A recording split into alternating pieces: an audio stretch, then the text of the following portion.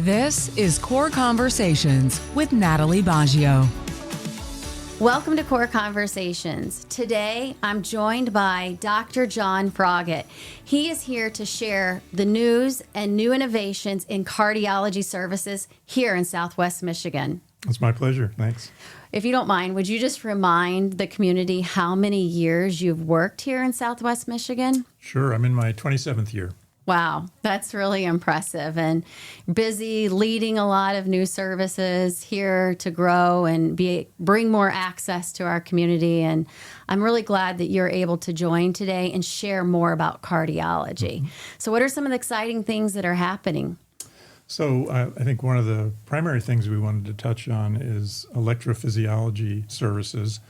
And just to jump into that a little bit, electrophysiology is a word that describes a subset of what cardiologists do, which is to intervene when there are rhythm disturbances in a patient's heart. So when that happens, people can experience a sensation of their heart racing or fluttering, some sort of abnormal sensation regarding the heartbeats. And sometimes it can lead into lightness of balance or feeling lightheaded.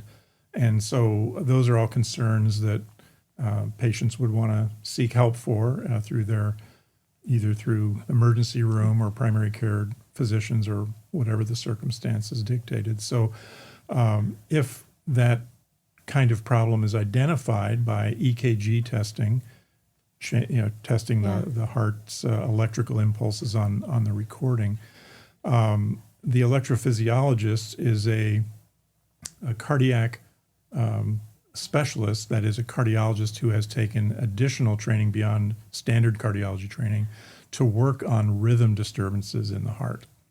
Yeah, I remember working as a nurse that patients would actually be able to feel that flutter in their heart. Right. And you could actually see it on the monitor, but it's really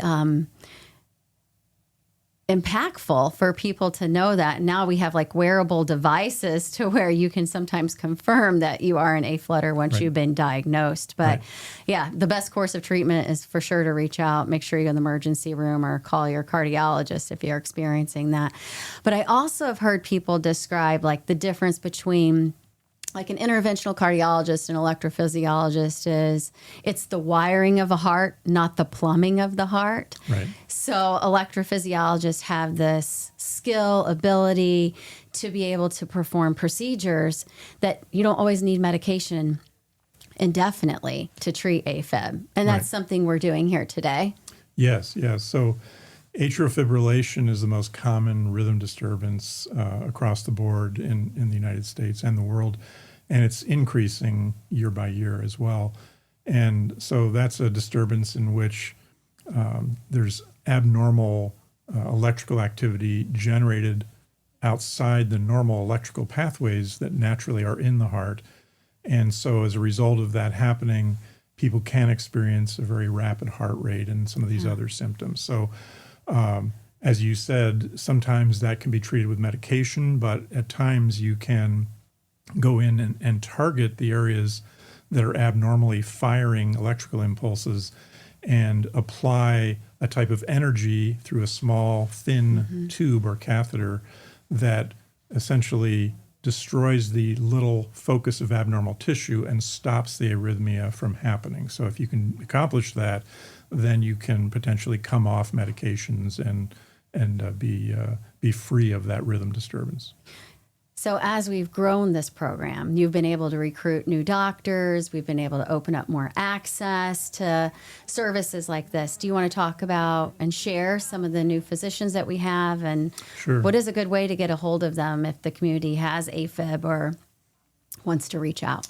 Yeah, so we have had electrophysiology services in our community for some time, but up until recently, mostly part-time, so not able to accommodate the full number of patients in the community who would benefit from those services. So recently we did hire a full-time cardiac electrophysiologist. His name is Dr. Levin, and so he's coming to us with experience in the field. He's also brought the sort of latest technology that is being used to accomplish that type of procedure.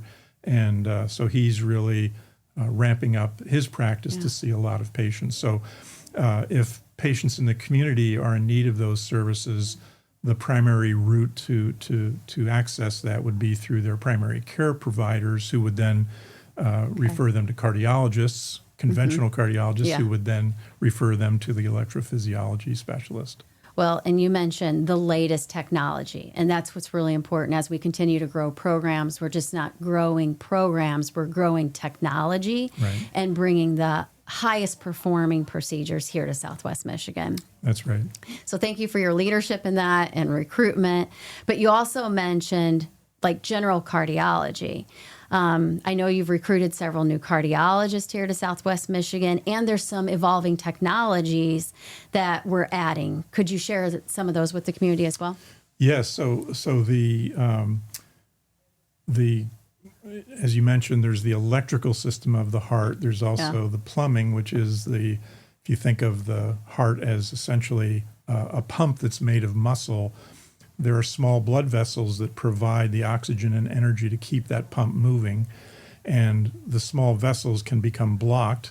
And cardiologists who are the interventional cardiologists are trained to be able to go in and open up those blockages and sometimes put little tubes called stents to keep them open to relieve that problem. So we have a combination of existing cardiologists who have that skill and new cardiologists, as you mentioned, who are coming in to do those procedures. In addition, we have some new procedures that help us to manage different types of patients with different types of cardiac conditions. One is the Impella device. It's a small pump that adds pump function to a heart that's struggling. So to support certain types of procedures, that pump can be put directly into the heart, again, through one of those long, thin tubes to keep the heart going while other things are accomplished. So that's something we've just started recently and have done several patients with that. We also have new testing modalities. So there's a cardiac CT imaging, which is an advanced form of CT scanning that allows us to look for both structural abnormalities and functional abnormalities of the heart in a new way. And that's something that the cardiologists can sort of apply in the span of all the tools that they have available to figure out what's wrong with someone's heart. That's a new thing that's now available in and our that's community. just amazing with the new evolution of technology, how before those were invasive procedures, and now having something like this allows non-invasive diagnosis. Right. So that's available for the patients with whom that their condition matches that need.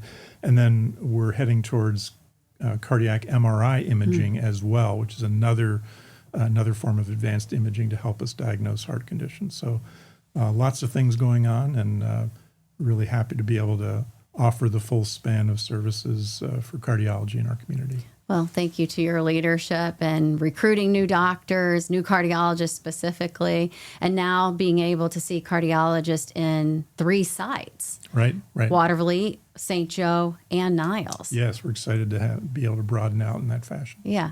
Is there anything else that is new or on the horizon that you'd like to share today? I think that's most of it.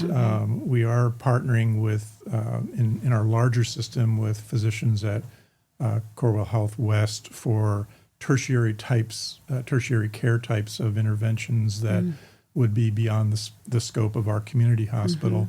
And so we've developed new ways to get patients engaged in that care. We also have an advanced heart failure clinic here in our community, staffed by an expert from Corewell Health West, coming down a couple of days a week, with another big addition to what we can provide locally instead of having patients travel outside of the community to get those services. Yeah, and historically, before being part of a larger system like Corewell, we would have to send patients to Ann Arbor or Chicago, and now we're able to bring those services here to Southwest Michigan. That's right. So that's wonderful, and leveraging the larger system as we continue to grow to keep care local. Indeed. Thank you for watching this episode of Core Conversations. We'll see you next week.